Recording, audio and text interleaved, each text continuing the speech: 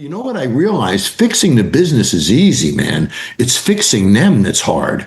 Because they walk past the filth. They know their employees hate them. They know their costs stink. They're not. I'm not the first person to tell them these things in many cases. So if I don't get them off their butts or somehow change the way they behave, Tyrus, then I'm not going to succeed. That's a huge challenge, though. I'm there for 4 days, man. Yeah, that's not a lot of time. How am I going to change what you do if I'm only with you 4 days? The only way I can do that is to change the way you think. And the only way I can change the way you think is to discredit the way you are thinking. Yeah. And in that moment of doubt, I can sort of start to change you. Do you think that has a lot to do with the success? Because there have been a lot of people who have tried the self-help TV shows, we're going to come in, but you have been at the top since you began. And there's Gordon Ramsay had one where he came into restaurants for a little while. You see a lot of it's like rescue this, rescue that. There was dog rescue show, and they all seem to kind of come and go, but yours doesn't go anywhere. Do you think it's the human side of it? Because you're tough as hell. You take no from nobody. And that's one of the things I respect about you, but you do it differently. Even though you're emotional and you can lose your cool, there's a tenderness to it. There's a way, because the same guy you're screaming at, within 4 days, you're hugging and he's calling you brother when you're leaving. Yeah. It's amazing. I can curse him out. Yeah. Ugly in front of his wife and then put my arm around him a minute later. You know why? I think that they figured out after a few hours, my intentions are really good. I'm not fighting with them. I'm fighting for them. Yeah. They have to figure that out at some point to tolerate my aggressiveness. But think about the impact sometimes, Tyrus. I've had situations where I'll tell you a funny story. I'm doing a bar in Orange County, California. And my production crew gives me about a 60-second briefing. That's all I get, Tyrus. John and George are ready to kill each other. They've been in business 2 years. They're losing 40 grand a month. They have enough money for 2 more months. That's about all I know. So they tell me that this guy has been not coming home. His wife says he doesn't come home at night. She thinks he's cheating on him.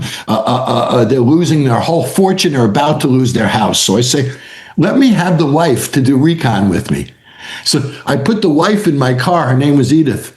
And I said to her, hi. She gets in my car. Remember, I had the screen in my SUV. She gets in my car with a little gift bag. And I said to her, what's that? She goes, oh, it's my 14th anniversary. I said, oh, so is that for your husband? She goes, yes. I said, what did you get him? She goes, divorce papers, and pulls them out of the bag. Oh, That's how the show starts. Then he flirts with some girls. We're watching him on a video screen, and I see the veins popping out of her neck. And some girl says to him, are you married? And he says, there's no ring on this finger. Oh, and she's watching this with me. So I say, Edith, this is the time to change your life. I've got your back. You need to go in there with me. And he needs to understand that you are not going to tolerate this anymore, that this is a different day. And she goes, okay. We get out of the car. She runs in a bar, punches him in the mouth, rips his shirt open and throws a drink in his face. But you know what? 4 days later, at the end of that episode, she put her wedding band back on, tore up the divorce papers, and her tough husband, this was one tough son of a bitch, her tough husband looked at me and cried and said, thank you, you're the father I never had. Wow. 6 months later, I get an email, they're having another baby. So that's bar rescue, man. It's unbelievable how personal it gets, Tyrus. And after that, I scream even louder the next week. You know what I mean? Yeah, the thing is, because I used to watch the show when I first started, because the first time you watch anything, you look for the highlight is you losing your on somebody, right? Yep. And then that kind of becomes less because you want to know how it turns out. I want to know that it's going to, when you give us hey, 4 months later they're doing this and that.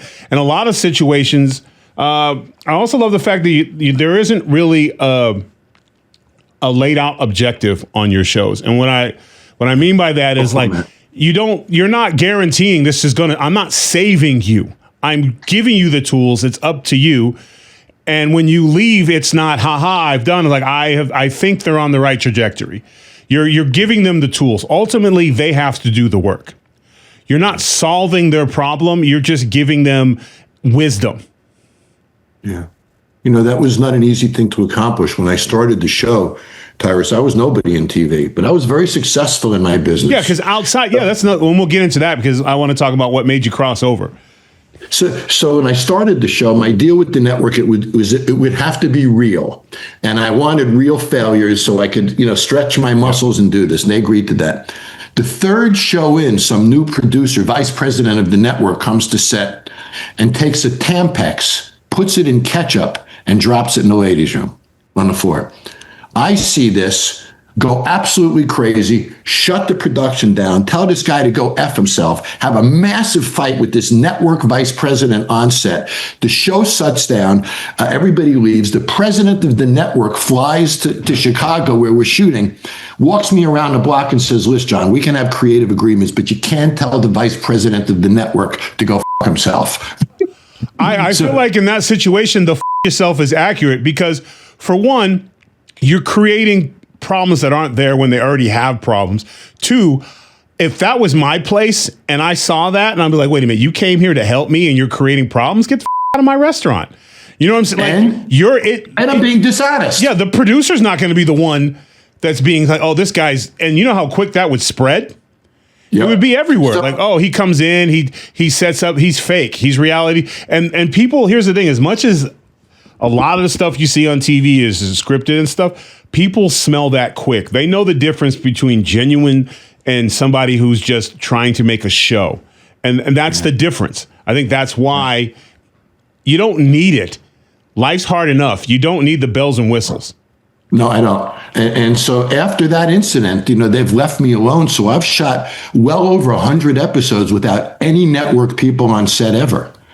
And I don't know what I'm doing when I get there. My deal with my production company is I show up, I do recon.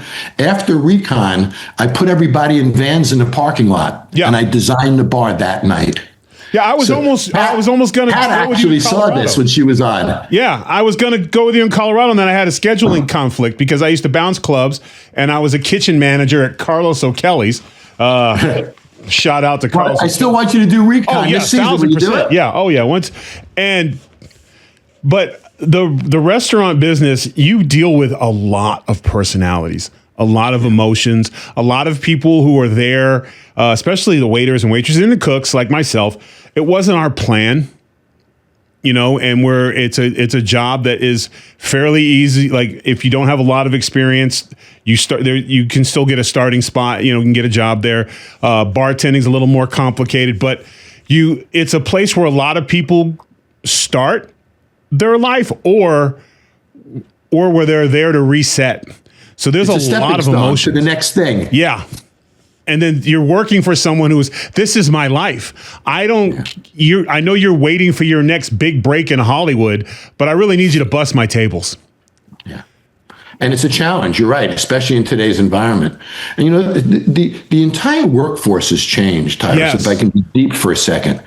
Social media, if you and I posted pictures of us looking the worst we've ever looked in our lives, somebody's going to say, looking good, Tyrus. Yeah. Great picture, buddy. Yep. So we get this instant gratification on social media.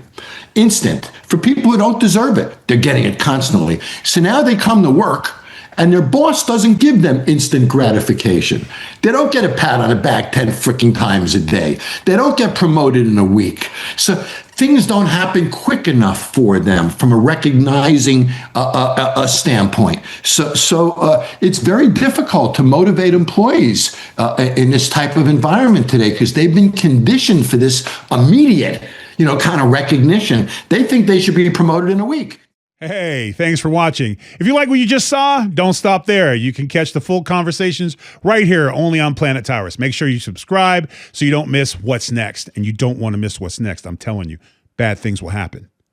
Oh, I'm just playing. Nothing bad's going to happen, but I won't be your friend.